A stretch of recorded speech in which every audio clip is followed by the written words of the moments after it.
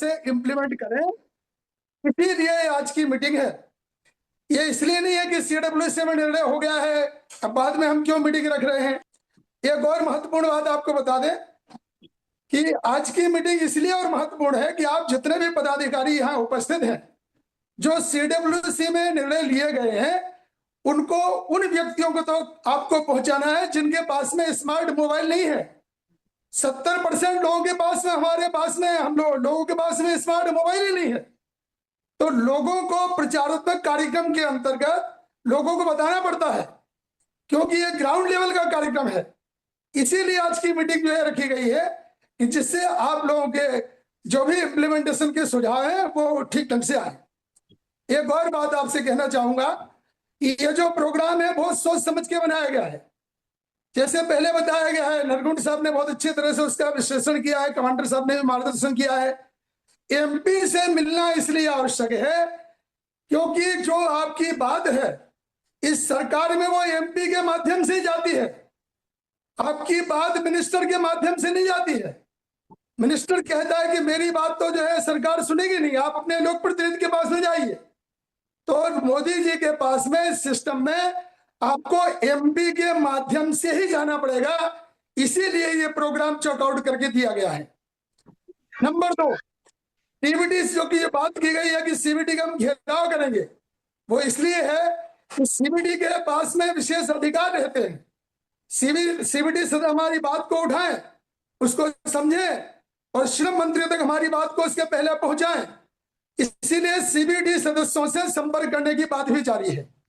एक और आपको बता दें कि हम केवल एनएससी श्रेय लेना नहीं चाहती है कि केवल हमको श्रेय मिल जाए। हम माननीय कमांडर साहब के नेतृत्व में जितने भी सीबीटी मेंबर्स हैं, सबसे संपर्क किया जा रहा है, सबका सहयोग लिया जा रहा है। एक और महत्वपूर्ण बात आपको हम बताना चाहेंगे कि बीएमएस अभी तक खुल के हमारे सपोर्ट में नहीं आती थी, लेकिन आपको जानकर प्रशंसा होगी कि माननीय कमांडर साहब को अभी जो हैदराबाद में हमारा कार्यक्रम हुआ उसमें जो बीएमएस के अध्यक्ष है माननीय मल्लेशम जी, उन्होंने सीधा संदेश में लिख के भेजा है। उन्होंने कहा है कि हम पूरी तरह से आपका सपोर्ट करते हैं और आगे भी करेंगे।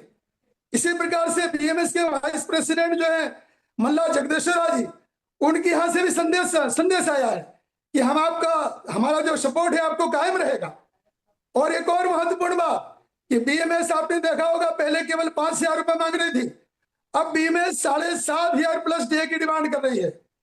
ये सभी चिन्ह हमारे लिए बहुत अच्छे हैं, इसीलिए जो है ये सब चीजों की जानकारी आपको दी जाए।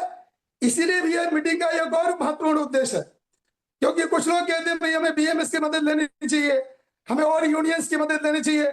बाकी यूनियंस का तो पहले से भी सपोर्ट है, बीएमएस का थोड़ा सा आगे पीछे चल रहा था, वो भी आप लोगों के पुण्य प्रसाद से माननीय कमांडर साहब के नेतृत्व में ये सब जो है हो रहा है, ये भी आपको बताना जरूरी था।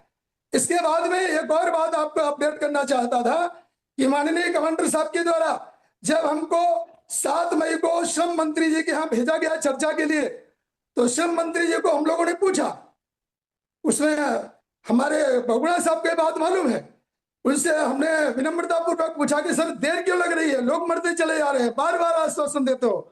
उनका स्पष्ट कहना था कि हम आपको डीए के साथ में अच्छी पेंशन देना चाहते इसलिए देर लग रही है, और हम आपके प्रतिनिधिमंडल को मीटिंग के लिए तुरंत बुलाएंगे, लेकिन अभी तक हमें बुलाया नहीं है, हम प्रतीक्षारत हैं।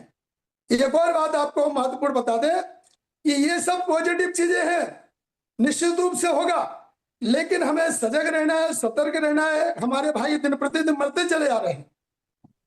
एक और महत्वपूर्ण बात है वो ये है कि ये जो ईपीएफओ है वो अन्याय हमारे ऊपर कर रहा है, चाहे वो हायर पेंशन का मामला हो, मिनिमम पेंशन का मामला हो, वो हमें मरने नहीं दे रहा है। इस सब का विचार सीडब्ल्यूसी में हुआ है, और सीडब्ल्यूसी में सब विचार करने के बाद में जो प्रोग्राम जो चॉकआउट किया गया है ये प्रभावशाली है। और आप सबसे निवेदन है कि आप सब लोग जो है इसको ग्राउंड लेवल से लेके हर व्यक्ति की सहभागिता और इसमें सहयोग बहुत ही आवश्यक है। प्रत्येक मेंबर का, इंडिविजुअल मेंबर का, यहां से लेकर